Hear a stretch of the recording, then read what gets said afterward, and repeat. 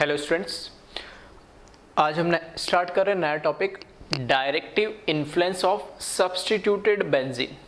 इसका मतलब क्या है? नॉर्मल बेंजीन की हम बात कर चुके हैं जिसपे इलेक्ट्रोफिलिक एरोमेटिक सब्स्टिट्यूशन होता है। नहीं, अब उस बेंजीन पे अगर मैं कोई भी सब्स्टिट्यूटेड बेंजीन का मतलब है इस बेंजीन पे कोई भी जी मैंने एक इन जनरल ग्रुप लगा दिया, उसका नेचर कैसा है उस पर हम बाद में बात करेंगे। कोई भी मैंने ग्रुप लगा दिया, फॉर एग्जांपल मिथाइल लगा दिया, नाइट्रो लगा दिया, मिथॉक्सी लगा दिया, ठीक है, क्लोरीन, कोई हेलोजन लगा दिया, तो ये कोई ग्रुप मैंने लगा दिया।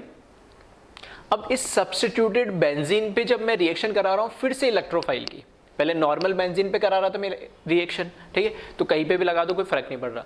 लेकिन जब कोई सब्स्टिट्यूटेड बेंजीन है जिसपे ग्रुप जी लगा हुआ है और उस पर मैं इलेक्ट्रोफाइल की रिएक्शन कराऊंगा तो तीन पॉसिबिलिटी हो जाती है। क्या? कि इस ग्रुप के रेस्पेक्ट में ऑर्थो पोजीशन पे लग जाए इलेक्ट्रोफाइल, इस ग्रुप के रेस्पेक्ट में मेटा पोजीशन पे इलेक्ट्रोफाइल लग जाए, या इस ग्रुप के रेस्पेक्ट में पैरा पोजीशन पे इलेक्ट्रोफाइल लग जाए। अब कब ऑर्थो पे लगेगा, कब मेटा पे लगेगा, कब पैरा पे लगेगा और कैसे डिसाइड होता है, इसी को हम बोलते हैं डायरेक्टिव इन्फ्लुएंस। मतलब ये जो ग्रुप लगा हुआ है ये डायरेक्ट करेगा आने वाले इलेक्ट्रोफाइल को कि किस पोजीशन पे आपको जाके, ठीक है, वहां पे एज ए इलेक्ट्रोफाइल ऐड होना है। नहीं, ठीक है, तो ये इन्फ्लुएंस जो कर रहा है कौन कर रहा है? ये ग्रुप कर रहा है। नहीं, इसलिए इसको बोलते हैं directive influence of substituted benzene. अब ऐसा क्यों हो रहा है तो इसको हम समझते हैं। तो मैं इन जनरल बात करता हूं, मेरे पास ग्रुप कौन सा है मुझे नहीं पता, ग्रुप का नेचर क्या है वो भी मुझे नहीं पता। तो इन जनरल का मतलब क्या हुआ? इन जनरल का मतलब हुआ कि मैं तीनों पोजीशन पे वन बाय वन चेक कर लेता हूं क्या फर्क पड़ रहा है, ठीक है।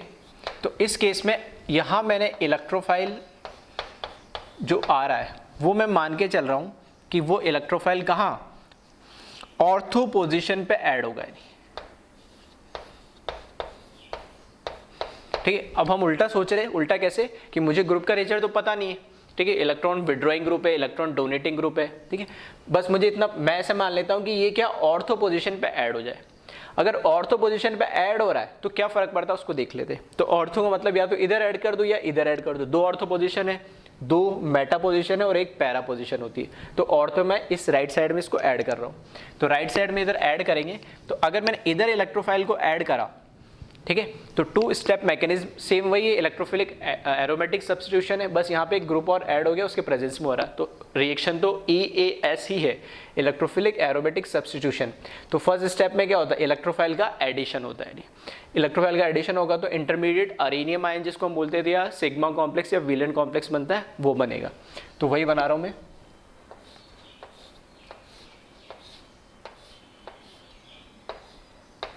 तो ये है ग्रुप जी, ये pi bond as it is, ये pi bond as it is, क्योंकि यहां पर मैंने इलेक्ट्रोफाइल ऐड करा तो ऑब्वियस सी बात है कार्बोकेटाइन कहां बनेगा? इधर बनेगा। नहीं, क्लियर है, इसमें तो कोई दिक्कत नहीं। अब ये जो कार्बोकेटाइन एज ए इंटरमीडिएट बन रहा है, ठीक है, इसका क्या बना सकता हूं मैं? रेजोनेटिंग स्ट्रक्चर बना सकता हूं। तो डबल सिंगल वैकेंट ऑर्बिटल, तो ये वैकेंट ऑर्बिटल यह शिफ्ट हो जाएगा और पाई उधर शिफ्ट हो जाएगा, ठीक है। तो यहां से नेक्स्ट जो इसका स्ट्रक्चर बनेगा,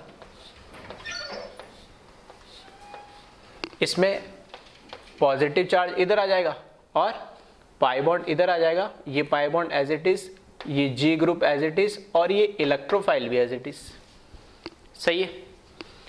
फिर एक और रेजोनेटिंग स्ट्रक्चर बना सकता हूं, डबल सिंगल और वैकेंट ऑर्बिटल। तो ये पॉजिटिव चार्ज कहां? यहां शिफ्ट हो जाएगा।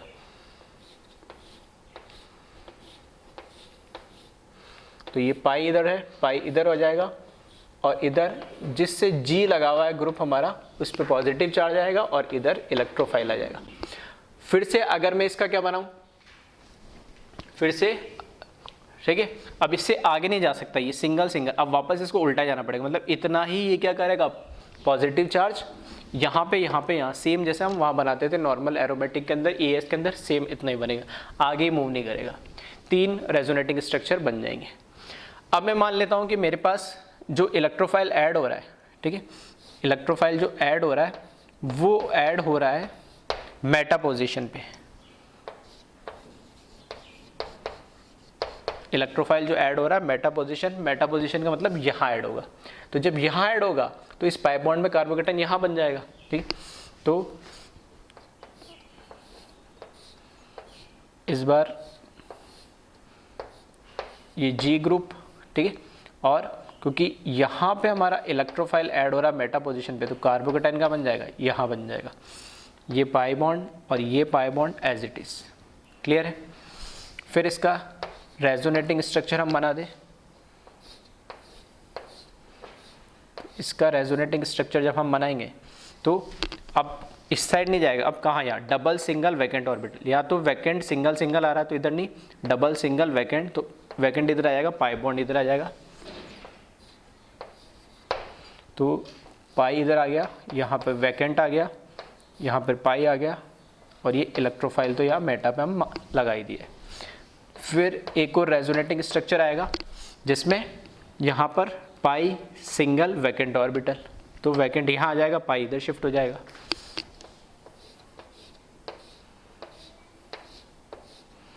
ठीक है, तो इस केस में यहाँ पर पाई, यहाँ पर पाई, और यहाँ पर,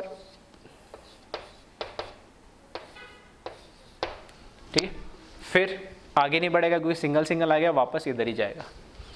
इसी तरीके से अगर मैंने मान लिया कि अगर इलेक्ट्रोफाइल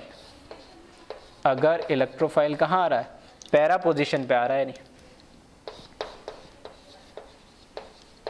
ठीक है, पैरा पोजीशन पे आएगा मतलब कहाँ, इस बार यहाँ लगेगा, नहीं, ठीक है, इलेक्ट्रोफाइल यहाँ लगेगा, तो कार्बोकेटाइन ये वाला कहाँ, यहाँ शिफ्ट है। एक ही मैंने मतलब जो रेजोनेटिंग स्ट्रक्चर है बेंजीन का मैंने ये लिया जिसमें एक ही पाई बॉन्ड से मैं रिलेट कर रहा हूँ ताकि आप कंपेयर कर पाओ।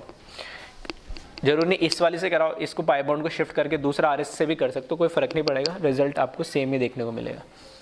तो इस केस में आप जब देखोगे,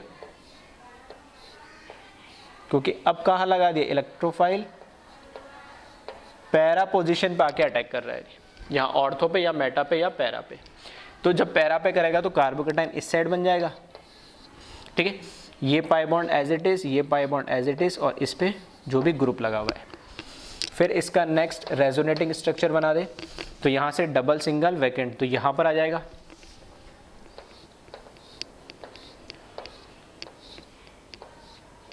तो यहाँ नीचे तो इलेक्ट्रोफाइल लग गया, इसके रेस्पेक्ट में यहाँ पे पाई बॉन्ड, ये पाई बॉन्ड पहले से था, यहाँ पे ग्रुप लगा हुआ है, और इसी पे क्या बन जाएगा, vacant orbital. Next resonating structure,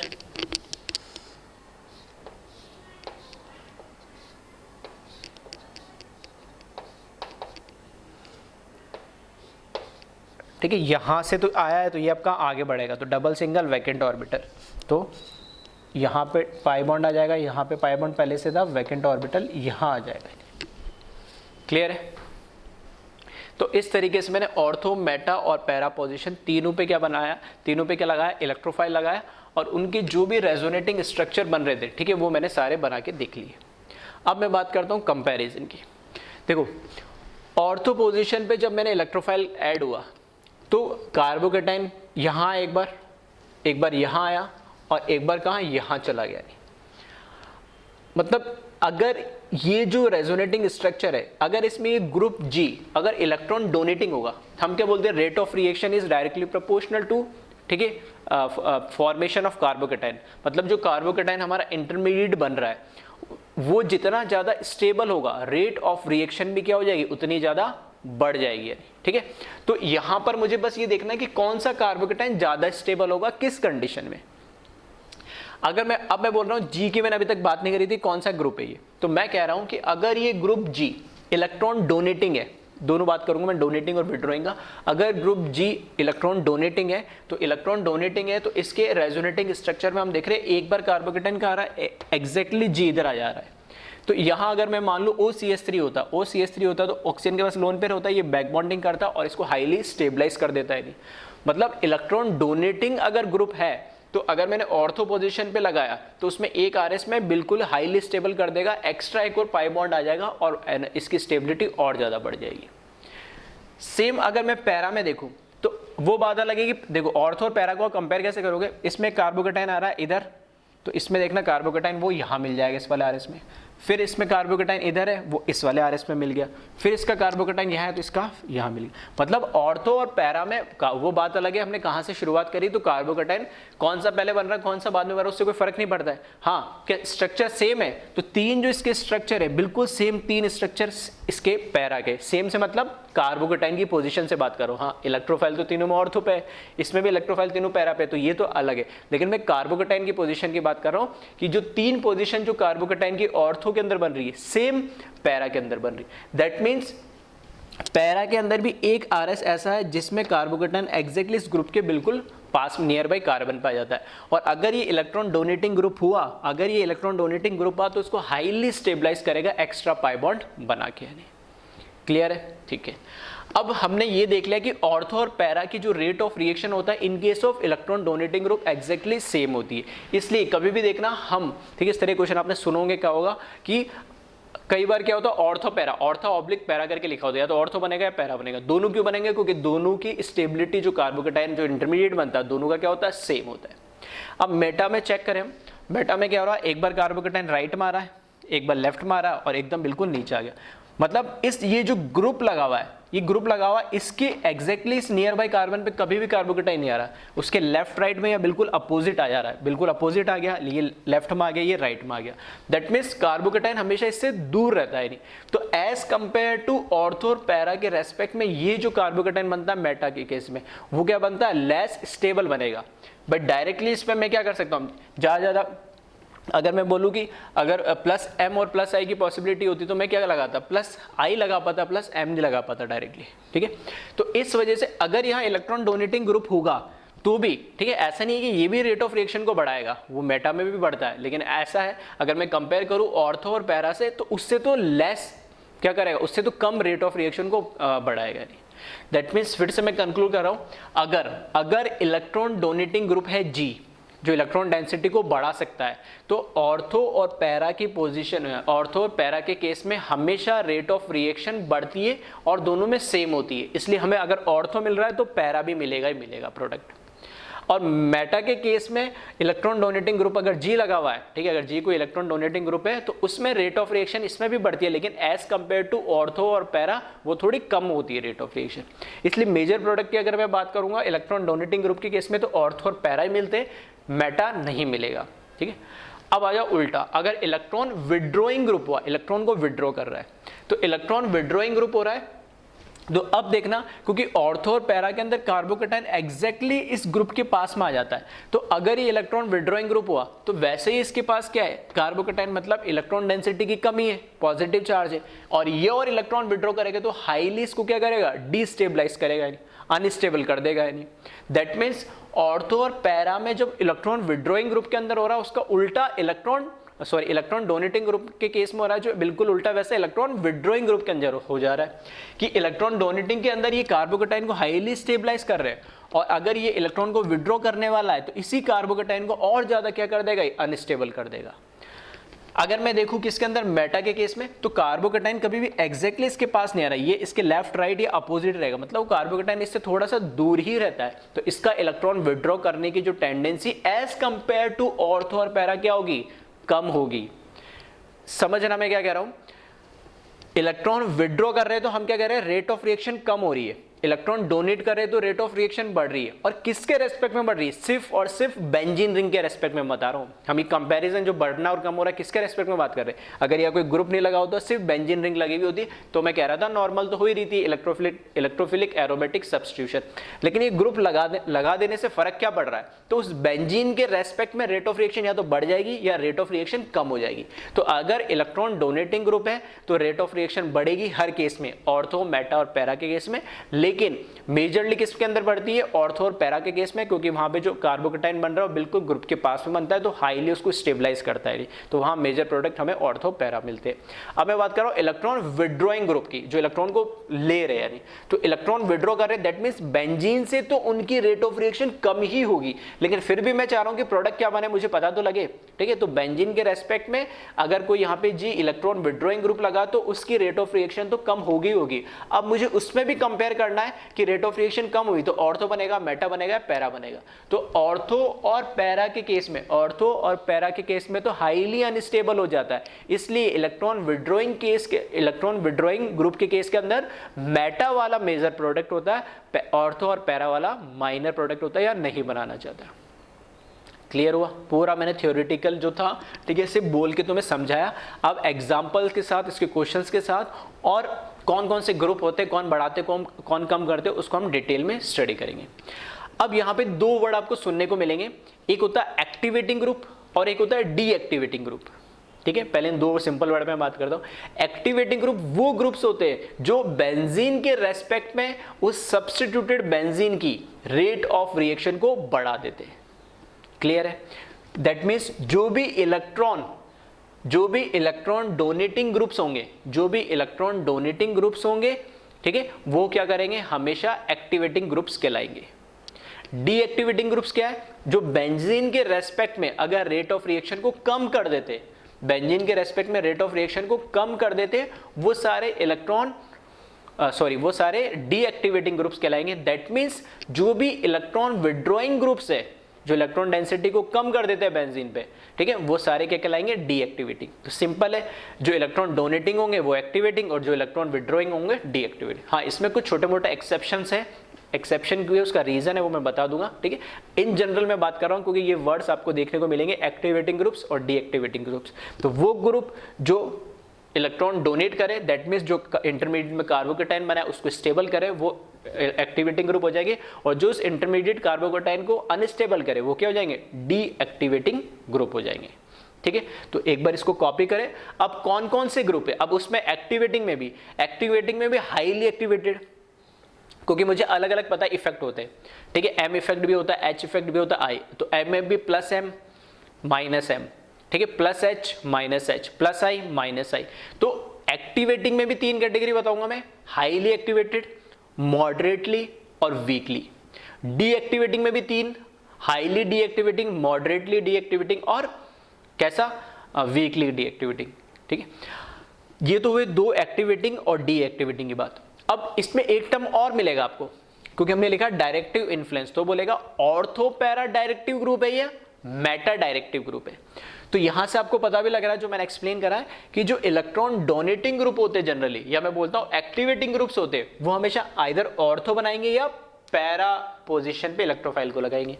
और जो इलेक्ट्रॉन विड्रॉइंग ग्रुप होंगे, ठीक है, इलेक्ट्रॉन विड्रॉइंग ग्रुप होंगे, अब इसका कंपैरिजन किस तरीके से करना वो थोड़ी सी समझने वाली है, क्योंकि इलेक्ट्रॉन डोनेटिंग में तो हमें आसानी समझ जाता है, रेट ऑफ रिएक्शन उस केस में बढ़ेगी जितना ज्यादा डोनेट करेगा। अब जो इलेक्ट्रॉन विड्रॉ कर रहा है, अगर मेरे को दो ग्रुप में कंपेयर करना है, इधर एक G1 लिखा हुआ और एक और कंपाउंड पे G2 लिखा हुआ, तो उन दोनों को कंपेयर कर, दोनों इलेक्ट्रॉन विड्रॉइंग है, तो कैसे कंपेयर करूंगा कि किस में रेट ऑफ रिएक्शन कैसे कहां पे लगेगा नहीं।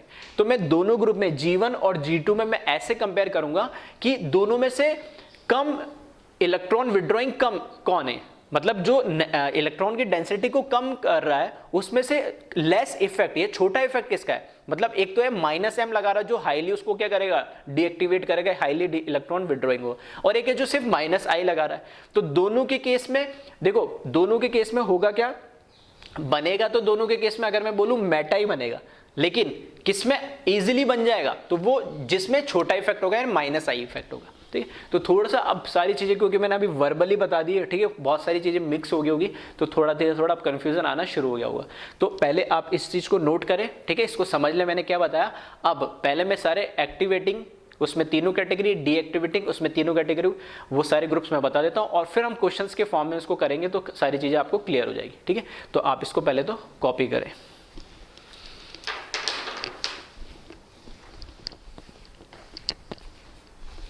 अब हम बात करते कुछ टर्म्स जो हम यूज करेंगे जनरली, जो मैं बार बार बोल भी रहा था। पहला है एक्टिवेटिंग ग्रुप। एक्टिवेटिंग ग्रुप का मतलब क्या है, a group which increase rate of reaction of substituted benzene as compare to benzene. देखो यहाँ सारी जो बात हो रही है वो बेंजीन के रेस्पेक्ट में हो रही है। अगर सिर्फ अकेला बेंजीन है, वो इलेक्ट्रोफिलिक एरोमेटिक सब्स्टिट्यूशन रिएक्शन दे रहा है, और उस बेंजीन पे फिर कोई ग्रुप लगा दिया और फिर मैं उसमें इलेक्ट्रोफिलिक एरोमेटिक सब्स्टिट्यूशन रिएक्शन करा रहा हूं, तो क्या फर्क पड़ेगा। तो अगर वो सब्स्टिट्यूटेड बेंजीन की रेट ऑफ रिएक्शन बेंजीन से बढ़ जाती है, ठीक है। तो ऐसा ग्रुप लगने से वो अपनी रेट ऑफ रिएक्शन को क्या, उस बेंजीन की रेट ऑफ रिएक्शन को क्या कर देता है, बढ़ा देता है। तो वो ग्रुप जो है वो कहलाता है एक्टिवेटिंग ग्रुप, मतलब एक्टिवेट कर दे रहा है टूवर्ड्स इलेक्ट्रोफिलिक एरोमेटिक सब्स्टिट्यूशन। इसका अपोजिट डीएक्टिवेटिंग ग्रुप क्या है, a group which decreases rate of reaction of substituted benzene as compare to benzene.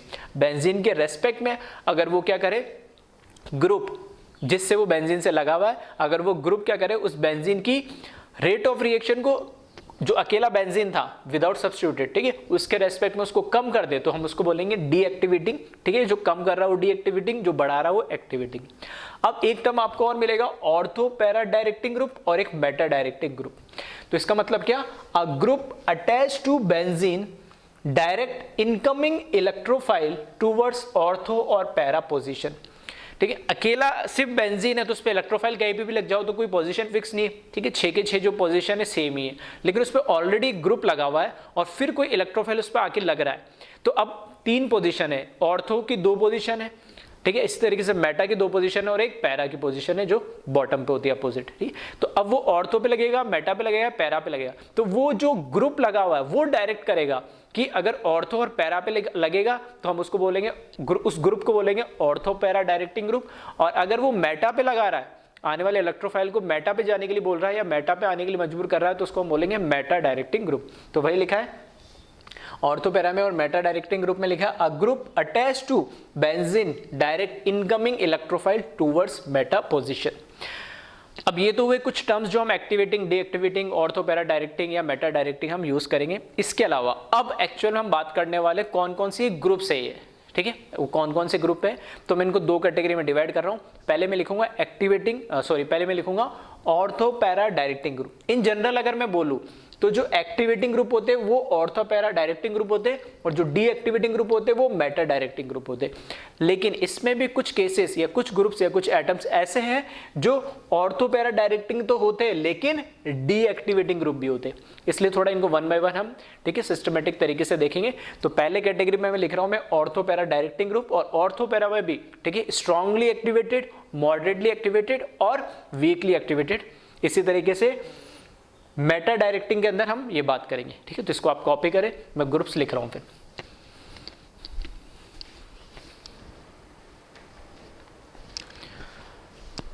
अब हम बात करते हैं कौन कौन से ग्रुप्स एक्टिवेटिंग है, डीएक्टिवेटिंग है, कौन से ऑर्थो डायरेक्टेड है, ऑर्थो या पैरा डायरेक्टेड, या कौन से मेटा डायरेक्टेड है। तो सबसे पहले मैंने लिखा है ऑर्थो पैरा डायरेक्टिंग ग्रुप्स। अब इसमें भी, ठीक है, क्योंकि क्वेश्चन हमें रेट ऑफ रिएक्शन की कंपैरिजन में आएंगे तो हम कैसे कंपेयर करेंगे, तो ग्रुप्स का नेचर हमें पता होगा तभी हम कर पाएंगे। तो सबसे पहले लिखा मैंने स्ट्रांगली एक्टिवेटिंग, ठीक है, तो जो ऑर्थो पैरा पे डायरेक्ट करेगा उसमें स्ट्रांगली एक्टिवेटिंग, मॉडरेटली और वीकली कर दिया मैंने। स्ट्रांग में क्या है, ध्यान से सब में देखोगे तो प्लस एम, लोन पेयर है, इसके पास लोन पेयर है, लोन पेयर है, लोन पेयर है, लोन पेयर है, सब इसके पास, सबके पास क्या लोन पेयर है डोनेट करने के लिए। तो जिनके पास लोन पेयर डोनेट करने के लिए इन जनरल सब में प्लस एम इफेक्ट है, तो इसको मैंने बोला स्ट्रांगली एक्टिवेटिंग।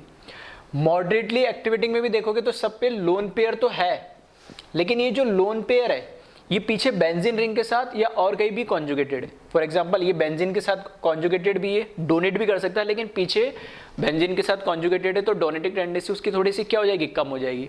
सिमिलरली इसमें भी यहाँ सी डबल बॉन्ड ओ के साथ ये कॉन्जुगेशन में होगा, सेम यहाँ पर भी होगा, इधर भी सी डबल बॉन्ड ओ, और इधर देखोगे तो इधर ये डबल सिंगल लोन पेयर। तो मॉडरेट किसको बोला है, लोन पेयर डोनेट, तो इसके पास भी करने के लिए, ठीक है, लोन पेयर डोनेट इसके पास भी करने के लिए, लेकिन वो जो लोन पेयर है वो पीछे और कहीं पे कॉन्जुगेटेड भी है, इस वजह से वहां पर उसकी जो डोनेटिंग टेंडेंसी थोड़ी सी कम हो जाती है, तो उसको थोड़ा सा मॉडरेटली बोल दिया हमने, ठीक है। तो रटने की जरूरत नहीं, इन जनरल में समझा रहा हूँ किस तरीके से आप ध्यान रख सकते हो, ठीक है, अभी क्वेश्चंस करेंगे तो और क्लियर हो जाएगा। वीकली एक्टिवेटिंग में हमने क्या बोला, जैसे आप देखोगे प्लस आई या प्लस एच इफेक्ट बोल सकता हूँ मैं, CH3 यह 3, अगर इनमें भी कंपेयर करना हो तो 3 alpha H, 2 alpha H, 1 alpha H, अगर अल्फा एच नहीं तो मैं आई से कर सकता हूँ। आइसोटॉपिक आ गया तो ये बॉन्ड हमें पता है कौन ज़्यादा प्लस एच देगा या कौन प्लस आई ज़्यादा देगा, उस तरीके से हम देख सकते हैं, ठीक है। तो यहाँ पर ही इनको मैंने क्या बोला, वीकली एक्टिवेटिंग बोला। एक चीज़ जो ध्यान रखना है, यहाँ पे मैंने लिखा वीकली डीएक्टिवेटिंग, लेकिन नंबरिंग देखोगे तो 1, 2, 3 और ये 4 है। 4 का मतलब है कि जो वीकली डीएक्टिवेटिंग है, लेकिन अभी भी ये ऑर्थो पैरा डायरेक्टिव ग्रुप है, ठीक है, अभी भी क्या है ये ऑर्थो पैरा डायरेक्टिव ग्रुप है। तो ये मैं जो बोल रहा था एक्सेप्शन वाली जो बात कर रहा था, ठीक है, एक्सेप्शन वाली जो बात कर रहा था, तो इसको थोड़ा सा खास ध्यान रखना।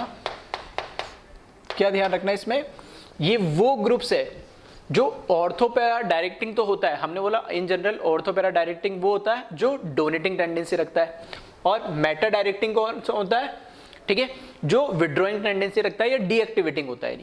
तो ये तीनों तो ऑर्थोपैरा भी है और एक्टिवेटिंग भी है, लेकिन ये ऑर्थोपैरा तो डायरेक्टिंग है, लेकिन कैसा है ओवरऑल डीएक्टिवेटिंग ग्रुप है ये। ऑर्थोपैरा डायरेक्टिव क्यों है, क्योंकि सभी के पास देखोगे सारे हैलोजेंस के पास लोन पेयर है, इसके पास भी लोन पेयर है, इसके पास भी लोन पेयर है, तो ऑर्थोपैरा डायरेक्टिव हो गई है। लेकिन नेट इफेक्ट हमें पता है हैलोजेंस का क्या होता है, -I होता है, नहीं, ठीक है, मतलब वो ओवरऑल क्या करेंगे, डीएक्टिवेट करेंगे बेंजीन रिंग को, उसके रेट ऑफ रिएक्शन को ओवरऑल कम कर देते। हाँ, ऑर्थोपैरा को तो डायरेक्ट करेंगे, मतलब जो आने वाला इनकमिंग इलेक्ट्रोफाइल है उसको ऑर्थो और पैरा पोजीशन पे डायरेक्ट तो करेंगे, लेकिन ओवरऑल जो रेट ऑफ रिएक्शन होगी जिस पे हैलोजन लगे होंगे और नॉर्मल बेंजीन की बात करेंगे तो उसके रेस्पेक्ट में इनकी रेट ऑफ रिएक्शन कम हो जाएगी।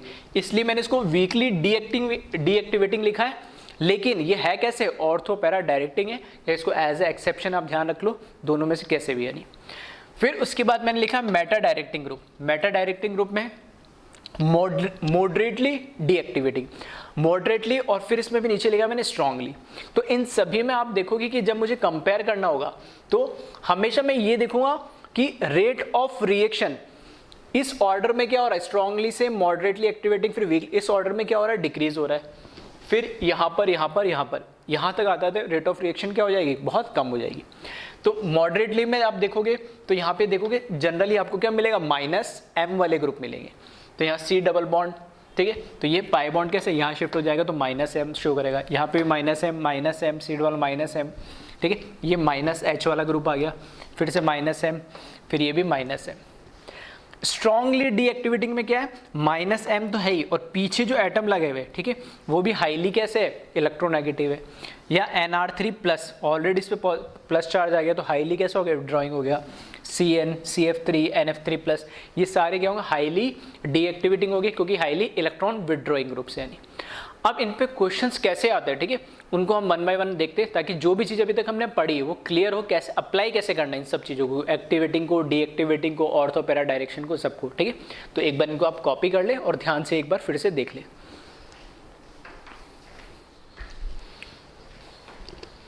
अब आ जाते हैं हम इन पे क्वेश्चंस पे। फर्स्ट क्वेश्चन है compare rate of EAS, electrophilic aromatic substitution पे, ठीक है। अब यहाँ पे ये सब्स्टिट्यूटेड बेंजीन है, इसके ऊपर कोई इलेक्ट्रोफाइल आएगा तो किस केस के अंदर रेट ऑफ रिएक्शन सबसे ज़्यादा होगी, तो जो एक्टिवेटिंग ग्रुप्स होंगे वही रेट ऑफ रिएक्शन को बढ़ाते हैं, जबकि deactivating group rate of reaction को कम करते हैं। और एक्टिवेटिंग ग्रुप्स कौन से होते हैं, जो बेंजीन के अंदर इलेक्ट्रॉन डेंसिटी को बढ़ाते, जो डोनेटिंग ग्रुप्स होते हैं। तो +M वाला सबसे ज़्यादा बढ़ाएगा, उसके बाद +H वाला, उसके बाद +I वाला। अगर कोई इलेक्ट्रॉन विड्रॉइंग ग्रुप होंगे तो वो क्या करेंगे, रेट ऑफ रिएक्शन को कम करेंगे। अगर 2 इलेक्ट्रॉन विड्रॉइंग ग्रुप हो गए तो हमें कंपेयर करना कौन रेट ऑफ रिएक्शन को कम यानी लेस अमाउंट में कम करेगा, उसका इलेक्ट्रॉन डेंसिटी को कम करने की टेंडेंसी थोड़ी लेस हो, और जो ज़्यादा होगी इलेक्ट्रॉन डेंसिटी को विड्रॉ करने की वो ज़्यादा क्या करेगा, उसमें रेट ऑफ रिएक्शन को कम कर देगा। फॉर एग्जाम्पल अब जैसे +M सबसे ज़्यादा बढ़ाएगा, फिर +H, फिर +I, उसके बाद -I, फिर +H, फिर -M सबसे स्लो रेट ऑफ रिएक्शन देगा। तो यहाँ अगर हम देखें OCH3, तो ऑक्सीजन के पास क्या होते हैं, 2 लोन पेयर होते, तो +M देगा, ही रेट ऑफ रिएक्शन बढ़ाएगा, CH3 +H से रेट ऑफ रिएक्शन बढ़ाएगा। ये अकेला बेंजीन है, ठीक है, इसमें कोई इफेक्ट नहीं है। क्लोरीन में डोमिनेटिंग -I होता है, तो -I से रेट ऑफ रिएक्शन को कम करेगा। तो सबसे ज़्यादा इसमें होगी रेट ऑफ रिएक्शन, उसके बाद यहाँ, फिर यहाँ, और सबसे लास्ट में हैलोजन के केस में। सेकंड में देखिए CH3 CD3 CT3 हाइड्रोजन के आइसोटोप्स से, और मिथाइल ग्रुप जनरली क्या देता है, +H देगा, ये भी +H देगा, और ये भी +H देगा। लेकिन +H इफेक्ट सबका बराबर नहीं होता है, क्यों, क्योंकि कार्बन और हाइड्रोजन का जो बॉन्ड एनर्जी है वो सबसे कम होता है एज कंपेयर टू कार्बन और टी या कार्बन और डी की बॉन्ड एनर्जी से। तो CH बॉन्ड सबसे वीक, फिर CD बॉन्ड उससे थोड़ा स्ट्रॉन्ग होता है और सबसे स्ट्रॉन्ग CT बॉन्ड होता है। तो जितना ज़्यादा बॉन्ड स्ट्रॉन्ग होगा वो बॉन्ड ब्रेक कम होगा, बहुत लेस होगा या ज़्यादा टाइम लगेगा उसमें, ठीक है। तो उसमें इलेक्ट्रॉन डोनेटिंग टेंडेंसी भी क्या हो जाएगी, कम हो जाएगी। तो यहाँ पर बात करूँ मैं तो सबसे ज़्यादा CH3 प्लस H इसका होता है, फिर CD3 और सबसे कम प्लस H CT3 का होगा। यहाँ देखिए बेंजीन रिंग से ऑक्सीजन उस पर 2 लोन पेयर है, तो यहाँ से ये क्या देगा, प्लस M इफेक्ट दे रहा है। यहाँ से देखें तो यहाँ पे जो भी डबल बॉन्डेड होगा, डबल फॉर एग्जांपल यहाँ मैंने बोला डबल सिंगल फिर डबल, तो ये इलेक्ट्रॉन को विड्रॉ करेगा, डोनेट नहीं करेगा, जबकि यहाँ से ये क्या कर रहा है, डोनेट कर रहा है नहीं, तो ये तो देगा क्या, -M। हालांकि ये वाला लोन पेयर पीछे कॉन्जुगेटेड है और ये वाला लोन पेयर और पीछे कॉन्जुगेटेड है, लेकिन ये डोनेट कर तो सकता है, ये डोनेट करने की टेंडेंसी ही नहीं, ये तो विड्रॉ ही करेगा। तो +M है, ये -M है, तो जो डोनेटिंग होगा वो रेट ऑफ रिएक्शन को बढ़ाएगा, तो इसमें ज़्यादा हो जाएगी। यहाँ CH3 फिर से क्या देगा, +H देगा, और CN साइनाइड हमें पता है क्या, -M देता है, और -M क्या करेगा, रेट ऑफ रिएक्शन को कम कर देगा, तो यहाँ रेट ऑफ रिएक्शन बढ़ जाएगी। नेक्स्ट 5th में देखिए, यहाँ पर इस बेंजीन रिंग के ऊपर देखना, तो एक इधर ग्रुप लगा दिया, एक इधर ग्रुप लगा दिया, इसके ऊपर 2 लोन पेयर होते हैं, यहाँ पर भी इस ऑक्सीजन पे भी 2 लोन पेयर है। तो ये ऑक्सीजन पीछे भी कॉन्जुगेटेड है, लेकिन यहाँ पे ठीक है लोन पेयर सिंगल और यहाँ कहीं ना कहीं डबल बॉन्डेड होगा, तो ये यहाँ पे भी एक तरीके से +M दे रहा है और इसकी वजह से भी +M दे रहा है। दोनों क्या करेंगे, इसमें इलेक्ट्रॉन डेंसिटी को बढ़ाएंगे ही। जबकि यहाँ देखेंगे तो ये ऑक्सीजन तो दे रहा है +M, क्योंकि इसके पास क्या है, लोन पेयर, तो ये +M, लेकिन ये वाला डबल सिंगल फिर इधर कहीं ना कहीं डबल होगा, तो ये -M दे रहा है। तो इसमें एक +M एक -M है उधर, जबकि दोनों प्लस वाले हैं, तो इलेक्ट्रॉन डेंसिटी इस केस में बढ़ेगी, तो रेट ऑफ रिएक्शन भी यहाँ बढ़ जाएगी। नेक्स्ट आ जाए, नाइट्रोजन पे यहाँ पे लोन पेयर है और इधर भी नाइट्रोजन पे लोन पेयर है, बाकी 3 बॉन्ड है। तो यहाँ देखोगे तो +M तो है ही, नाइट्रोजन का लोन पेयर है, लेकिन ये जो लोन पेयर है ये पीछे भी क्या है, कॉन्जुगेटेड है। जबकि यहाँ पे जो लोन पेयर है ये भी +M है, लेकिन कॉन्जुगेशन नहीं है पीछे कहीं पे। तो ये लोन पेयर इजीली अवेलेबल है, सिर्फ इधर ही डोनेट कर सकता है, जबकि ये लोन मतलब यहाँ भी डोनेट कर सकता है और पीछे भी डोनेट कर सकता है। एक तरीके से डीलोकलाइज्ड लोन पेयर हो गया, और जबकि ये लोन पेयर कैसा है, लोकलाइज्ड है, तो इलेक्ट्रॉन डेंसिटी को ये ज़्यादा बढ़ाएगा। ये सिर्फ बेंजीन रिंग में डोनेट कर पाएगा, जबकि बेंजीन रिंग के अलावा पीछे C डबल बॉन्ड O के साथ भी क्या कर सकता है, कॉन्जुगेशन के थ्रू रेजोनेंस कर सकता है, और वो इलेक्ट्रॉन डेंसिटी को इसके कंपैरिजन में कम बढ़ाएगा नहीं। यहाँ देखिए तो यहाँ पे CH3 है, यहाँ पे भी कार्बन है, तो ये ऐसे बोल सकता हूँ मैं, यहाँ पे जो +H इफेक्ट होगा उसमें 3 अल्फा हाइड्रोजन है, यहाँ पे 2 अल्फा हाइड्रोजन है, यहाँ पर 1 अल्फा हाइड्रोजन है, और यहाँ पे कोई अल्फा हाइड्रोजन नहीं है, सिर्फ क्या देगा, +I इफेक्ट ही देगा नहीं। तो सबसे ज़्यादा इलेक्ट्रॉन डेंसिटी यहाँ बढ़ेगी, देन यहाँ, फिर देन यहाँ, और इन सब में सबसे कम हो जाएगी। ठीक है, तो इस तरीके से आपको, ठीक है, फिर से मैंने बोला रटने की जरूरत नहीं, GOC में अगर ये सब चीज़ें हम पढ़ ही चुके, बेसिक स्ट्रेंथ ये वो सब चीज़ें वैसी ही कुछ है, बस आपको पता होना चाहिए कौन सा ग्रुप कौन सा इफेक्ट देगा। ग्रुप का इफेक्ट सबसे ज़्यादा +M का होगा, फिर +H का, फिर +I का, उससे कम -I, फिर -H, और सबसे कम -M का। ठीक है, तो इस तरीके से आपको कंपेयर करना है। ग्रुप का नेचर आपको पता है तो बता सकते हो कौन +M देगा +H देगा, इजीली आप कंपेयर कर सकते हो। ठीक है, तो इसको कॉपी करें।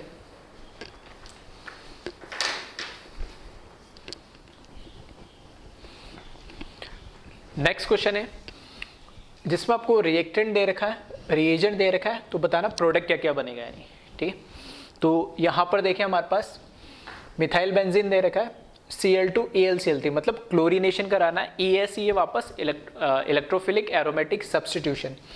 तो यहाँ पे CH3 क्योंकि ये +H इफेक्ट देता है, ये क्या करेगा, डोनेटिंग ग्रुप है, तो क्या करेगा, एक्टिवेट करेगा रिंग को, और एक्टिवेट करेगा तो ऑर्थो और पैरा दोनों यहाँ पर हमें प्रोडक्ट मिलेंगे यानी। तो इसमें एक प्रोडक्ट तो मिल जाएगा, ऑर्थो पे क्लोरीन लग जाएगा, प्लस दूसरा जो प्रोडक्ट है उसमें पैरा में, तो ऑर्थो और पैरा दोनों मिलेंगे इसमें, ठीक है। नेक्स्ट है नाइट्रोबेंजीन, तो हमें पता है NO2 कैसा है, -M वाला ग्रुप है, इलेक्ट्रॉन विड्रॉइंग ग्रुप है, तो रिंग को क्या करेगा, डीएक्टिवेट करेगा। डीएक्टिवेट करेगा तो ऑर्थो पैरा की तो बात ही नहीं होगी, कहाँ मेटा पे जाके क्या लगेगा, हमारा ग्रुप लगेगा। और रिएजेंट हमें दे रखा है HNO3 H2SO4, मतलब नाइट्रेशन करवा रहे हैं हम, NO2 ऐड होगा यहाँ पे।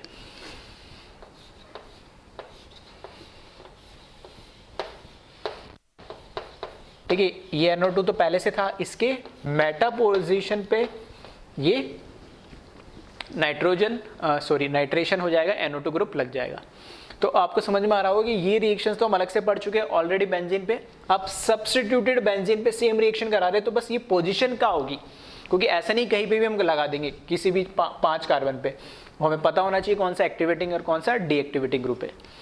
नेक्स्ट देखें यहाँ पे, तो अभी हमने बात करी है जैसे कि ये क्या है, +M देगा और +M देगा, तो ऑब्वियस सी बात है कैसा होगा, ये इलेक्ट्रॉन डोनेटिंग ग्रुप है। इलेक्ट्रॉन डोनेटिंग ग्रुप क्या करेगा, रिंग को एक्टिवेट करेगा, तो ऑर्थो और, ठीक है, ऑर्थो और पैरा दोनों पे आपको क्या मिलेंगे, प्रोडक्ट मिलेंगे। तो एक प्रोडक्ट मिलेगा आपको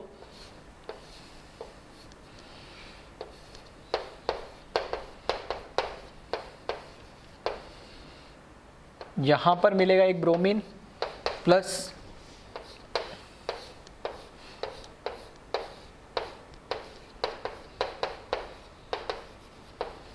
एक ब्रोमीन पैरा पोजीशन पे मिलेगा। देखो इस केस में क्या है, कई बार इस तरीके से पूछ लेता हूँ मेजर प्रोडक्ट क्या बनेगा। तो फॉर एग्जांपल फर्स्ट वाला एग्जांपल में क्लोरीन ऑर्थो भी बना और पैरा पे भी बना है, तो इसमें एज सच कुछ नहीं कह सकते हम मेजर माइनर कौन सा, दोनों बनेंगे, ठीक है, हम ऐसा कह सकते हैं ऑलमोस्ट सेम बनेंगे। लेकिन इस तरह के कंपाउंड में जिसमें ये ऐसा बल्की ग्रुप हो, तो इसके रेस्पेक्ट में ब्रोमीन जैसा है और कोई भी ग्रुप लगता, ठीक है, तो इसमें स्टेरिक हिंड्रेंस की वजह से ये जो बनेगा ortho product as compare to para के कंपैरिजन में कम बनेगा। तो ड्यू टू स्टेरिक हिंड्रेंस ये क्या होगा, माइनर प्रोडक्ट होगा, ठीक है, ये माइनर प्रोडक्ट होगा ड्यू टू स्टेरिक हिंड्रेंस, और ये वाला क्या हो जाएगा, मेजर प्रोडक्ट होगा ये। तो इसमें क्या, ऑर्थो पोजीशन पे स्टेरिक हिंड्रेंस होगा। तो ध्यान रखना कई बार इस तरह के क्वेश्चन में दे देते, अगर कोई बल्की ग्रुप है, ठीक है, बल्की ग्रुप है, तो उसके रेस्पेक्ट में ऑर्थो पोजीशन पे जो प्रोडक्ट बनेगा वो लेस अमाउंट में बनेगा एज कंपेयर टू जो पैरा पोजीशन पे दे रखा है। इसी तरीके से एक क्वेश्चन अगर आपको OH मतलब फिनोल दे रखा है, नहीं, इसकी रिएक्शन आपने करा दी HNO3 H2SO4 से, वापस से क्या हो रहा है, नाइट्रेशन हो रहा है। तो हमें पता है फिर से इसमें क्या आएंगे, क्योंकि ये क्या है, OH जो है इसके पास क्या है, 2 लोन पेयर है, और 2 लोन पेयर है तो एक ऐसा ग्रुप होगा +M ग्रुप होगा, इलेक्ट्रॉन डोनेटिक ग्रुप है, तो एक्टिवेट कर देगा रिंग को, एक्टिवेट करेगा तो ऑर्थो और पैरा दोनों पे हमें प्रोडक्ट मिलेंगे। तो यहाँ पे दोनों प्रोडक्ट बन जाएंगे।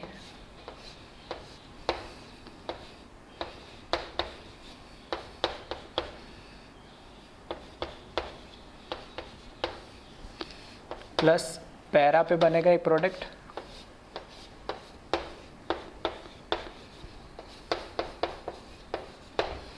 ठीक है। तो एक में मैंने OH अलग अलग करके लिखा, NO2 को भी अलग लिखा, एक में ऐसे लिख दिया। क्यों, इस तरह के कंपाउंड में भी आप देखोगे तो ये होगा आपका मेजर प्रोडक्ट और ये होगा आपका माइनर प्रोडक्ट। तो अभी तो सर आपने बोला कि ऑर्थो वाला माइनर होता, बल्कि ग्रुप आ जाता है, इस वजह से बिल्कुल सही है, रीजन सबके अलग अलग है। इसमें ये बल्कि ग्रुप है, ये ब्रोमीन भी बड़ा है, क्लोरीन भी होता तो भी कोई दिक्कत नहीं, बल्कि अगर मेजर माइनर पूछता तो मैं बोलता ऑर्थो कम बनेगा। इसमें डिफरेंस क्या है, ये बोलो ये भी बल्कि ग्रुप है, कोई दिक्कत नहीं, लेकिन दिक्कत ये हो रही है यहाँ पे ऑक्सीजन के पास क्या है, लोन पेयर है, और हाइड्रोजन के ऊपर क्या है, पार्शियली पॉजिटिव चार्ज है, क्योंकि यहाँ पे पार्शियल नेगेटिव चार्ज होगा, इलेक्ट्रोनेगेटिव एटम है। तो इसके बीच में क्या हो जाती है, हाइड्रोजन बॉन्डिंग हो जाती है, ठीक है। यहाँ पर क्या हो जा रही है, हाइड्रोजन बॉन्डिंग हो जा रही है, और इस हाइड्रोजन बॉन्डिंग की वजह से इसका जो ऑर्थो फॉर्म होता है, ठीक है, यहाँ से देख सकते हो 1 2 3 4 5 6 1 2 3 4 5 1 1 2 3 4 5 6 मेंबर साइक्लिक रिंग बना रहा है ड्यू टू हाइड्रोजन बॉन्डिंग जो कि स्टेबल होती है। इस वजह से यहाँ पे मेजर प्रोडक्ट ऑर्थो होगा और इसमें माइनर प्रोडक्ट कौन सा होगा, पैरा वाला होगा। यहाँ पर ऑर्थो माइनर है जबकि पैरा मेजर है, दोनों में रीजन अलग अलग है। जहाँ पे भी हाइड्रोजन बॉन्डिंग होगी, यहाँ से हाइड्रोजन बॉन्डिंग नहीं हो सकती है, तो जहाँ हाइड्रोजन बॉन्डिंग होगी वहाँ पे ऑर्थो स्टेबल होगा, और जहाँ हाइड्रोजन बॉन्डिंग नहीं बल्कि ग्रुप है तो वहाँ पर पैरा स्टेबल होगा। ठीक है, इस तरह के ग्रुप में जहाँ कुछ नहीं दे रखा है तो ऑलमोस्ट हम मान के चलेंगे मेजर माइनर जनरली हम बता नहीं सकते, फिर भी स्पेसिफिकली पूछे तब हम पैरा को बताएंगे अगर उसमें हाइड्रोजन बॉन्डिंग नहीं हो रही होगी। ठीक है, तो इसको कॉपी करें।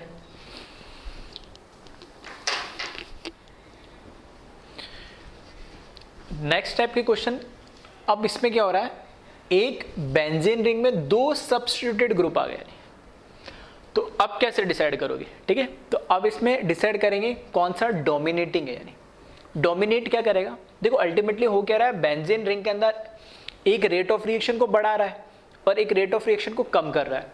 तो रेट ऑफ रिएक्शन को जो कम कर रहा है मतलब वो धीरे होगी, मतलब वो इफेक्ट इतना फेवरेबल नहीं होगा जितना जो रेट ऑफ रिएक्शन को बढ़ा रहा है। तो हमेशा रिएक्शन जल्दी होना चाहिए, तो जो डोमिनेटिंग इफेक्ट हमेशा वही इफेक्ट होगा जो रेट ऑफ रिएक्शन को हमेशा बढ़ाएगा।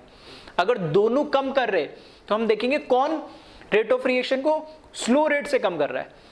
ठीक है, मतलब जो रेट ऑफ रिएक्शन अगर किसी केस के अंदर थोड़ी जैसे चलो एक एग्जांपल लेता हूँ थोड़ा सा, ठीक है, कॉम्प्लिकेटेड हो जाता है, धीरे को भी धीरे समझाना। ठीक है, तो जैसे अगर चलो मैं स्टार्ट करता हूँ, जैसे यहाँ पर CH3 और OCH3 2 ग्रुप लगे हुए, तो अगर मैं इसमें कंपेयर करूँ, CH3 जो इफेक्ट देगा वो देगा +H डोमिनेटिंग इफेक्ट, OCH3 ये देगा +M ये भी डोमिनेटिंग इफेक्ट, ये भी एक्टिवेट कर रहा है रिंग को, ये भी एक्टिवेट कर रहा है रिंग को, दोनों बढ़ा रहे। ज्यादा कौन बढ़ाएगा, वो बढ़ाएगा +M वाला। दैट मीन्स OCH3 यहाँ पे डोमिनेटिंग फैक्टर हो जाएगा या डोमिनेटिंग ग्रुप हो जाएगा।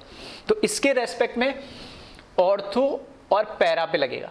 तो पैरा की पोजीशन तो ऑलरेडी ब्लॉक है क्योंकि यहाँ पे दूसरा ग्रुप लगा हुआ है, तो इसके पास एक ही पॉसिबिलिटी बच जाती है कि इस ग्रुप के रेस्पेक्ट में जो ग्रुप डोमिनेटिंग है, जो रिंग को एक्टिवेट कर रहा है, उसके रेस्पेक्ट में कहां लग जाए, ऑर्थो पे लग जाए। तो लेफ्ट राइट कहीं पे भी लगा दो। तो फाइनली यहां पे हो क्या रहा है, नाइट्रेशन हो रहा है।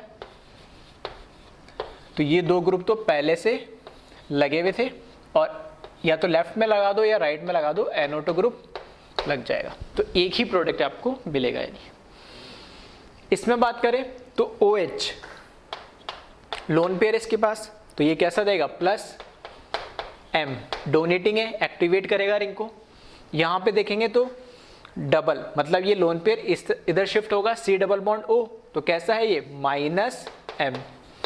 अब ये इस ग्रुप की रेट ऑफ रिएक्शन को, या मैं बोल सकता हूँ इलेक्ट्रॉन डेंसिटी को बढ़ा रहा है, और ये क्या कर रहा है, कम कर रहा है। तो जो कम कर रहा है तो वहां से तो रिएक्शन होना नहीं चाहिए, जो बढ़ा रहा होगा रिएक्शन वहां से होना चाहिए।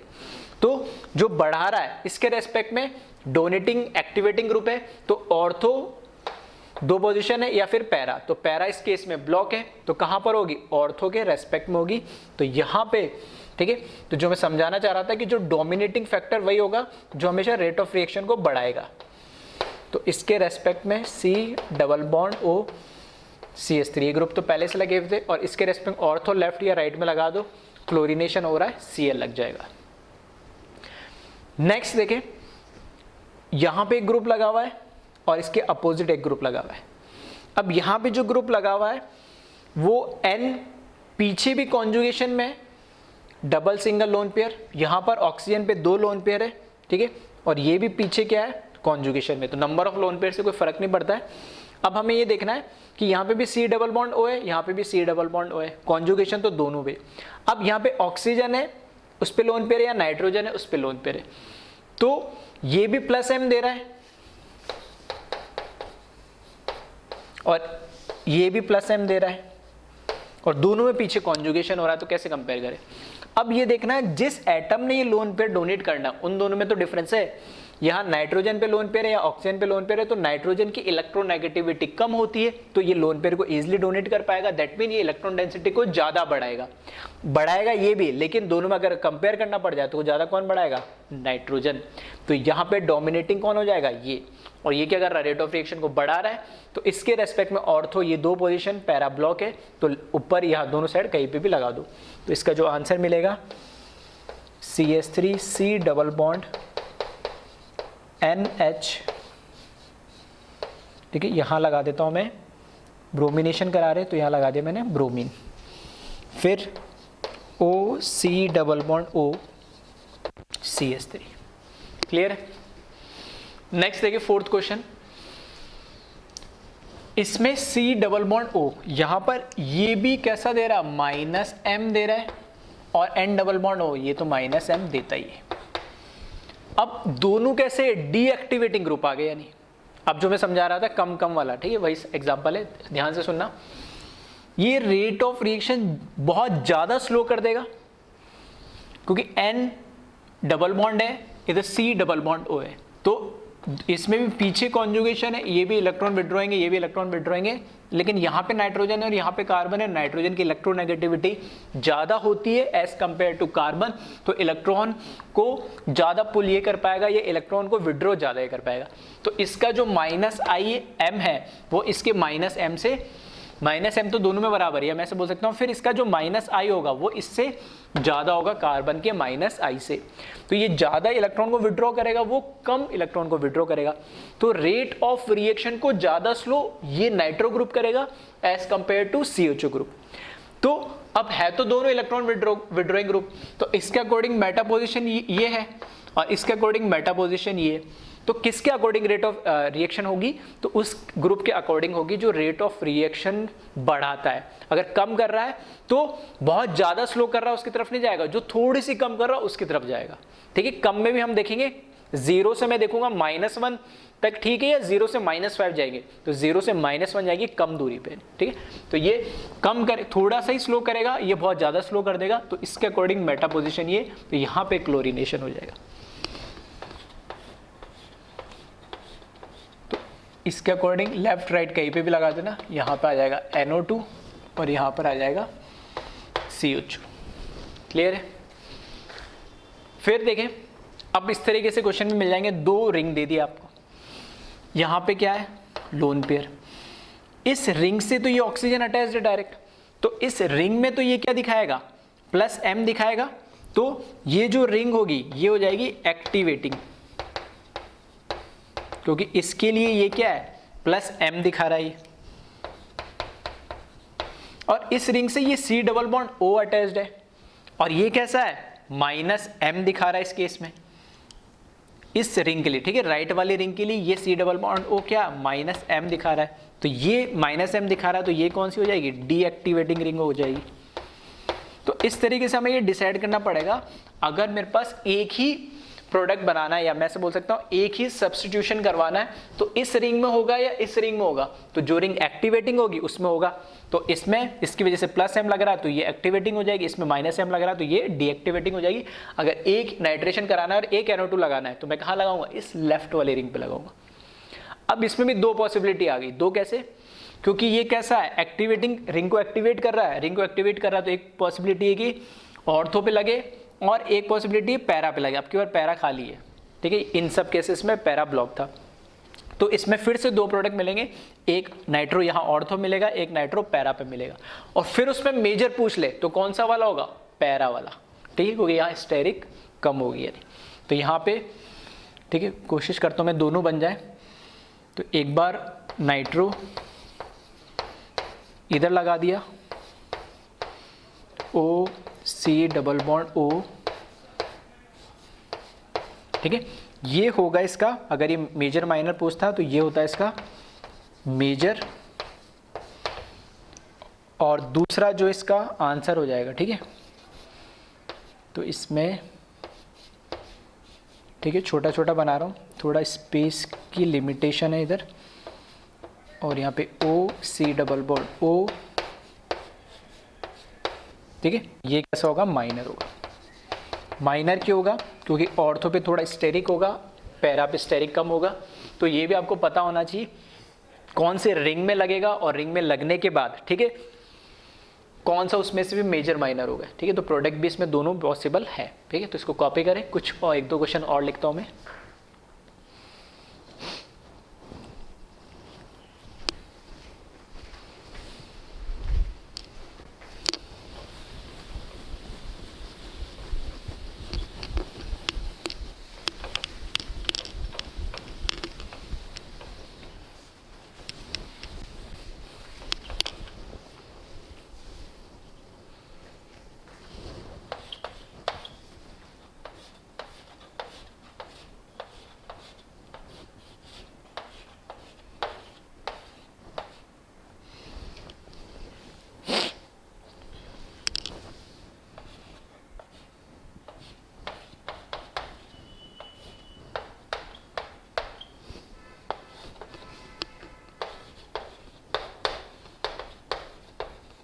ठीक है, इसमें बनाए प्रोडक्ट क्या बनेगा, थोड़ा सा खुद से सोचे।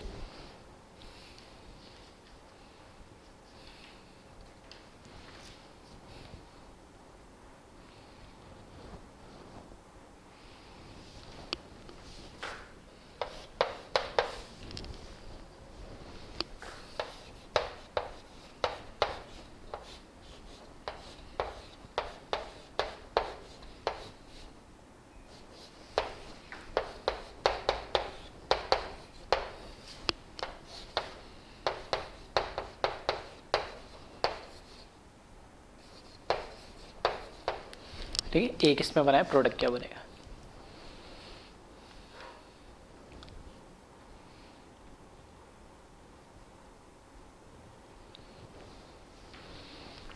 ठीक है, तो सिक्स्थ के अंदर अगर हम बात करें,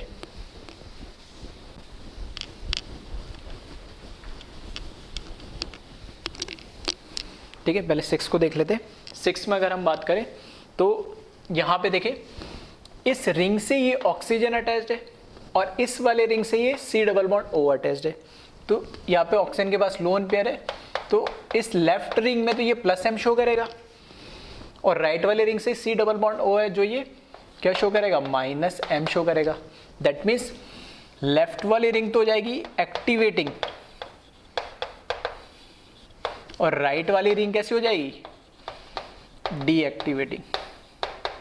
तो मोनो सब्स्टिट्यूशन करेंगे तो कहां पर जुड़ना चाहेगा वो, लेफ्ट साइड में।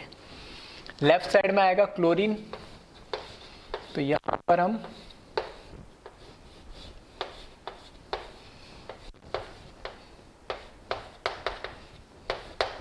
अब लेफ्ट में भी देखना, अब क्या ऑर्थो दो थी लेकिन एक ऑर्थो खाली है और एक पैरा खाली है, तो ऑर्थो पे भी लग सकता है ये, प्लस कहां, पैरा पे भी लग सकता है।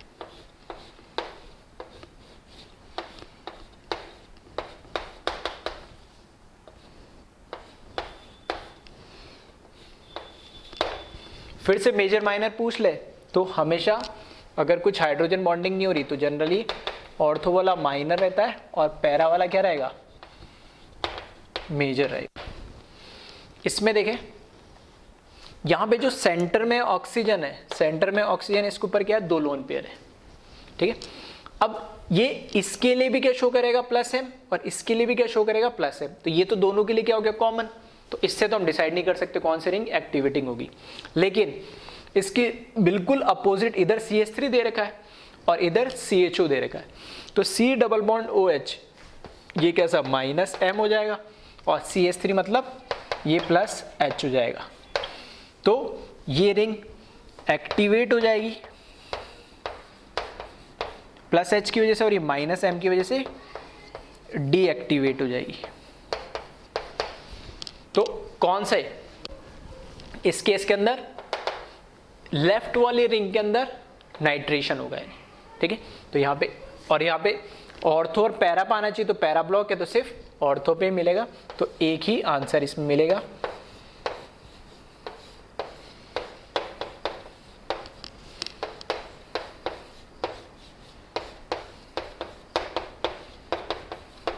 ठीक है, तो इस तरीके से डायरेक्टिव इन्फ्लुएंस में हमने हर तरह के क्वेश्चंस को ट्राई करा है। ठीक है, प्रैक्टिस करिए, जिसमें रेट ऑफ रिएक्शन को भी हमने कंपेयर करा है, ठीक है।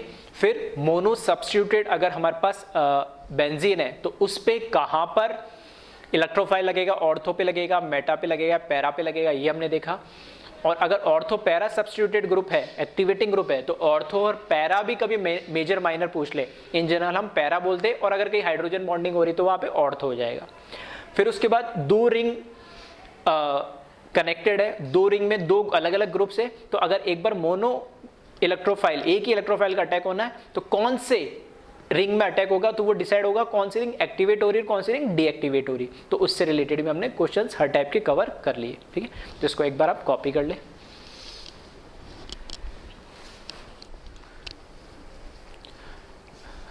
नेक्स्ट नेम रिएक्शन जो है बेंजीन की, वो है गटरमैन कोच रिएक्शन, ठीक है। तो अगेन ये एक नेम रिएक्शन है। इसमें अलग क्या है कि कार्बन मोनोऑक्साइड के साथ डायरेक्ट रिएक्शन करा देते in the presence of acidic medium, और यहाँ पर वापस AlCl3 क्या काम कर रहा है, लुईस एसिड का काम कर रहा है, ठीक है। तो बेंजीन से बेंजल्डिहाइड अगर आपको बनाना है, ठीक है, तो डायरेक्ट कार्बन मोनोऑक्साइड यूज करके भी आप बना सकते हो। तो इसका मैकेनिज्म हम देख लेते हैं किस तरीके से रिएक्शन हो रही है। यहाँ पर जो HCl है उसकी रिएक्शन Cl3 के साथ होने से ये H+ आयन की कंसंट्रेशन को क्या करा दे रहा है, बढ़ा दे रहा है। तो कैटलिस्ट क्या करता है, रेट ऑफ रिएक्शन को बढ़ाता है, तो वही काम ये कर रहा है। फिर यहाँ पर कार्बन जो मोनोऑक्साइड है, तो कार्बन मोनोऑक्साइड का स्ट्रक्चर में पता है, एक कोऑर्डिनेट बॉन्ड होता है, या फिर उसको कैसे हम प्लस और कैसे माइनस से भी शो कर सकते हैं, ठीक है। एक लोन पेयर इसके पास और एक लोन पेयर इसके पास। ये जो एसिडिक मीडियम का H+ आयन है, इसके साथ कार्बन पे क्या है, नेगेटिव चार्ज है, तो इस H+ के साथ क्या हो जाता है, ये कंबाइन हो जाता है और ये बना लेता है HC ट्रिपल बॉन्ड O, और इस पर आता है प्लस चार्ज। क्योंकि ऑक्सीजन पे प्लस चार्ज स्टेबल होता नहीं है, इसलिए एक पाई बॉन्ड क्या करता है, अपनी तरफ ये शिफ्ट कर लेता है, और इसका जो दूसरा RS बनेगा, रेजोनेटिंग स्ट्रक्चर बनाएगा, उसमें C डबल बॉन्ड O, और ऑक्सीजन पे अपने दो लोन पे रह जाएंगे, कार्बन पे पॉजिटिव चार्ज आएगा। तो यहाँ से ये इलेक्ट्रोफाइल जनरेट हो जाता है, ठीक है। अब ये जो इलेक्ट्रोफाइल है वो बेंजीन के साथ रिएक्ट करेगा, इलेक्ट्रोफिलिक एरोमेटिक सब्स्टिट्यूशन देगा, और वो हमें पता है ही 2 स्टेप मैकेनिज्म से ये होगा, जिसमें इसके H+ को रिप्लेस कर देगा ये हमारा जो इलेक्ट्रोफाइल है। तो यहाँ पर C डबल बॉन्ड H लग जाएगा एल्डिहाइड। इसमें एक डाउट जो ये हो सकता है कई बच्चों को कि यहाँ पर जो Cl- क्योंकि यहाँ तो क्या है, Cl- का होगा क्या भाई, ये Cl- जो यहाँ से निकला है वो हो सकता है वापस इसके साथ कंबाइन हो जाए। तो बिल्कुल हो सकता है, पूरी पॉसिबिलिटी है कि अगर ये जो हमारा इलेक्ट्रोफाइल है, जो AlCl4 से हमें जो Cl- मिला है, ठीक है, वो इसके साथ कंबाइन होके और ऐसा कंपाउंड बना ले,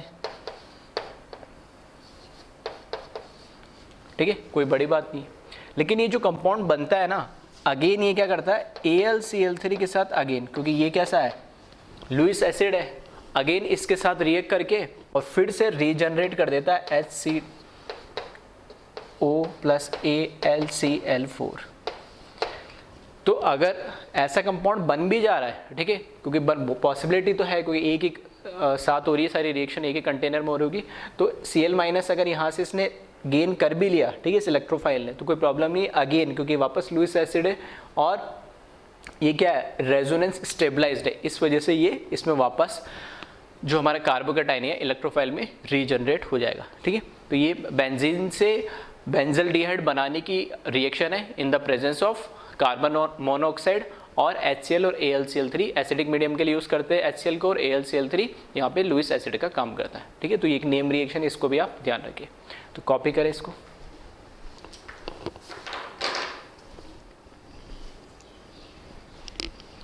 नेक्स्ट जो रिएक्शन है वो है गटरमैन एल्डिहाइड रिएक्शन, ठीक है। वहाँ पर पिछली रिएक्शन में कोच लिखा हुआ था और इसमें क्या लिखा हुआ है, एल्डिहाइड लिखा हुआ है।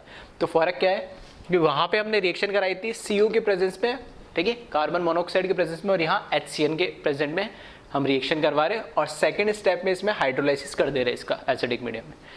बन इसमें भी सेम ही रहा है, एल्डिहाइड साथ में अमोनिया गैस भी इसके बन जाएगी, तो दोनों केस में हम बेंजल्डिहाइड ही बना रहे हैं। तो सेम रिएक्शन इसमें भी HCl प्लस AlCl3 आपस में रिएक्ट करके पहले H प्लस आयन की कंसंट्रेशन को ये बढ़ा देता है। नेक्स्ट स्टेप में HCN नाइट्रोजन पे लोन पेयर होता है इसमें, तो ये H प्लस को क्या कर लेता है, एक्सेप्ट कर लेता है ये, और यहाँ पर कंबाइन हो जाता, बन जाता है ये HC ट्रिपल बॉन्ड N, और इस पर पॉजिटिव चार्ज आता है क्योंकि अपना लोन पेयर डोनेट कर दिया, जो कि अनस्टेबल होता है, तो ये पाई बॉन्ड इसमें लोन पेयर में कन्वर्ट हो जाता है। तो इसका जो दूसरा रेजोनेटिंग स्ट्रक्चर बनता है C double bond N H lone pair, और इस पे आ जाता है पॉजिटिव चार्ज, और यही इसका इलेक्ट्रोफाइल हो जाता है। 2 स्टेप मैकेनिज्म से बेंजीन के ऊपर HC डबल बॉन्ड NH ये लग जाता है बेंजीन के ऊपर, और यहाँ पर CH डबल बॉन्ड NH साथ में H प्लस निकल जाता है वापस। ये तो हुआ फर्स्ट स्टेप। सेकेंड स्टेप में हम इसका हाइड्रोलाइसिस करा रहे हैं, और हाइड्रोलाइसिस करा रहे हैं तो हमने डायरेक्ट देख चुके हैं शॉर्ट ट्रिक से, ठीक है। डबल बॉन्ड है, ठीक है, डबल बॉन्ड को डायरेक्टली आप क्या करो, H और OH आप ऐड कर दो इसमें, तो CH डबल बॉन्ड NH, इसका जब आप हाइड्रोलाइसिस करोगे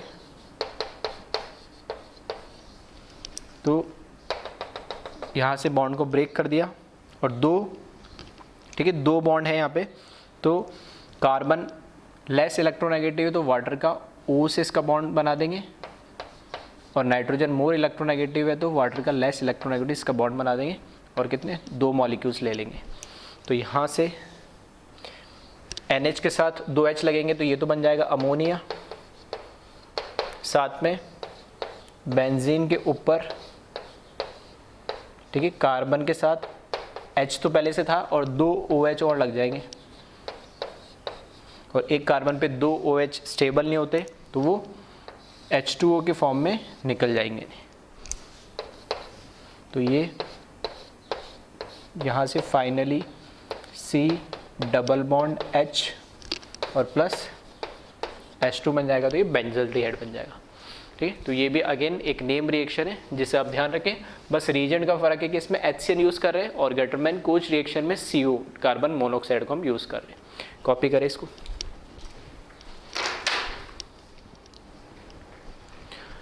नेक्स्ट जो रिएक्शन है उसका नाम है फ्राइज रीअरेंजमेंट, ठीक है। नाम से पता लग रहा है कि यहाँ पे कुछ रीअरेंज हो रहा है। रीअरेंज क्या हो रहा है, ये एक ही मॉलिक्यूल के अंदर मॉलिक्यूल ब्रेक हो रहा है और वापस से उसी के साथ अटैच हो जा रहा है, ठीक है। ये एक इंट्रा मॉलिक्यूलर रिएक्शन है, मतलब इसके अंदर देख रहे हो कोई रिएजेंट भी नहीं, ये तो कौन है, कैटलिस्ट है, ये कैटलिस्ट है, उसके अलावा किसी के साथ रिएक्शन हो ही नहीं रही, अपने आप में मॉलिक्यूल ब्रेक हो रहा है और फिर से कुछ नया मॉलिक्यूल रीजनरेट कर ले रहा है, ठीक है। डायरेक्टली अगर शॉर्ट ट्रिक से ध्यान रख सको तो देखना, ये बॉन्ड यहाँ से ब्रेक होता है, C डबल बॉन्ड R। अब यहाँ से जब बॉन्ड ब्रेक हुआ तो ये कहीं ना कहीं लगेगा नहीं। अब ऑक्सीजन के पास, क्योंकि जब ये ब्रेक हुआ और ऑक्सीजन के पास क्या 2 लोन पेयर तो पहले से थे, एक और बाद में आ जाएगा नेगेटिव चार्ज ब्रेक होने से, तो ये कैसा हो जाएगा, एक्टिवेटिंग ग्रुप हो जाएगा जो ऑर्थो पैरा डायरेक्ट करेगा। अब ये जो C डबल बॉन्ड O यानी कैसे ब्रेक होगा, ये इस पे माइनस आएगा, इस पे प्लस आएगा, तो ये माइनस वाला जो है ये क्या होगा, एक्टिवेटिंग ग्रुप होगा। तो ये जो C डबल बॉन्ड O और इस कार्बन पे प्लस चार्ज आएगा, जो अभी तक हम देख रहे थे इस तरह के लास्ट दोनों रिएक्शन में क्या बन रहा था, हमारा इलेक्ट्रोफाइल। अब ये इलेक्ट्रोफाइल ऑर्थो पोजीशन पे जा सकता है और इसके पैरा पोजीशन पे भी जा सकता है, तो देख लेना यहाँ पे, ये इसके ऑर्थो पोजीशन पे लग गया, ये पैरा पोजीशन पे। H कहाँ से आया, जब ये यहाँ पे ES इलेक्ट्रोफिलिक एरोमेटिक सब्स्टिट्यूशन होगा तो H को तो क्या करेगा, रिप्लेस करेगा, तो H जाके उस पर लग गया, ठीक है। तो इस तरीके से डायरेक्ट भी आप ध्यान रख सकते हैं। हाँ, रिएक्शन हो कैसे रही है तो उसको हम देख लेते हैं। तो इसमें, ठीक है, इस तरीके से मैं इसको ड्रॉ कर देता हूँ, C डबल बॉन्ड R, ठीक है। ये मॉलिक्यूल है, इसके पास लोन पेयर है, ये AlCl3 जो हमारा कैटलिस्ट है इसके साथ रिएक्ट करता है और ये बना लेता ऑक्सीजन पे positive charge C double bond OR और AlCl3 पे नेगेटिव चार्ज, क्योंकि इसने क्या करा अपना लोन पेयर ऑक्सीजन इसको डोनेट करा है। ऑक्सीजन पे जैसे पॉजिटिव चार्ज आया ये अनस्टेबल हुआ तो इसने क्या करा बॉन्ड ब्रेक कर लिया, क्योंकि इधर तो क्या होगा ये रेजोनेंस की वजह से डबल बॉन्ड करेक्टर होगा, ये बॉन्ड तो बना है तो यही बॉन्ड बचा तोड़ने के लिए, तो इसको ब्रेक कर लेता बॉन्ड को और इस तरीके से फाइनली O इस पे से तो पॉजिटिव हट जाएगा और AlCl3 minus plus C double bond O और इस पे पॉजिटिव, ये इलेक्ट्रोफाइल क्या कर लिया इसने जनरेट कर लिया। अब इस इलेक्ट्रोफाइल की रिएक्शन इसके ऊपर हुई है। अब यहाँ पर देख सकते हो यहाँ पे क्या ऑक्सीजन पे क्या 2 लोन पेयर है और ये कैसा है +M डोनेटिंग ग्रुप है या कैसे बोल सकता हूँ एक्टिवेटिंग ग्रुप है, तो ये आइदर ऑर्थो पे भी लग सकता है और पैरा पे भी लग सकता है। तो मैं एक ही के लिए बता रहा हूँ, ठीक है। फॉर एग्जाम्पल चलो मैं पैरा के लिए बता देता हूँ, ऑर्थो के लिए आप खुद लिख लेना। तो ठीक है, इस तरीके से मैंने इसको ड्रॉ कर दिया और यहाँ पर मेरे पास AlCl3 माइनस है जिसमें हमारी रिएक्शन हो रही है RC positive charge double bond O जो कि मेरा क्या है इलेक्ट्रोफाइल है। इलेक्ट्रोफाइल इसने डेवलप करा, तो ये 2 स्टेप मैकेनिज्म से क्या होगा इसको OCl3 माइनस और फॉर एग्जांपल मैंने मान लिया पैरा पे लग गया ये, तो C डबल बॉन्ड OR, तो ऐसे ये पैरा पे भी लग सकता है ऑर्थो पे भी लग सकता है, ठीक है। तो पैरा पे मैंने लगा दिया और साथ में यहाँ से क्या निकल जाएगा H+ निकल जाएगा। अब ये जो H+ यहाँ से निकला है क्योंकि ऑक्सीजन के ऊपर क्या है यहाँ पे लोन पेयर होते हैं, तो ये H+ के साथ प्रोटोनेट हो जाता है। प्रोटोनेट होने से ये कन्वर्ट हो जाता है, ठीक है। यहाँ पे प्रोटोनेट होगा तो O पे यहाँ पे लगा H और चार्ज क्या जाएगा पॉजिटिव, यहाँ पे AlCl3 माइनस और नीचे C डबल बॉन्ड O और R। और इस पॉजिटिव चार्ज हटाने के लिए क्योंकि ये क्या है कैटलिस्ट है तो वापस इसको रीजनरेट कर देगा, तो फाइनली ये किसमें फिनॉल ऊपर OH लग गया और यहाँ पर C डबल बॉन्ड और यहाँ पे R। तो जैसे पैरा पे लगाया हमने वैसे ऑर्थो पे भी इसको लगा सकते हैं। तो नाम ही पता में रीअरेंजमेंट है, ठीक है। और दूसरा इंट्रामोलिकुलर, मतलब एक ही मॉलिक्यूल के अंदर वो आयन मॉलिक्यूल ब्रेक हो रहा है और वहाँ से वापस ये दूसरी जगह जुड़ जा रहा है। और ऑर्थो पैरा पे क्यों लगा, तो यहाँ से हमें पता लग गया क्योंकि कैसा है ये +M है, इलेक्ट्रॉन डोनेटिंग ग्रुप है ये एक्टिवेटिंग ग्रुप है ये, तो यहाँ से +M की वजह से, ठीक है, या तो ऑर्थो पे लगेगा या पैरा पे लगेगा, इसलिए वहाँ पे दोनों तरह के कंपाउंड हमने बना दिए, ठीक है। तो कॉपी करें इसको।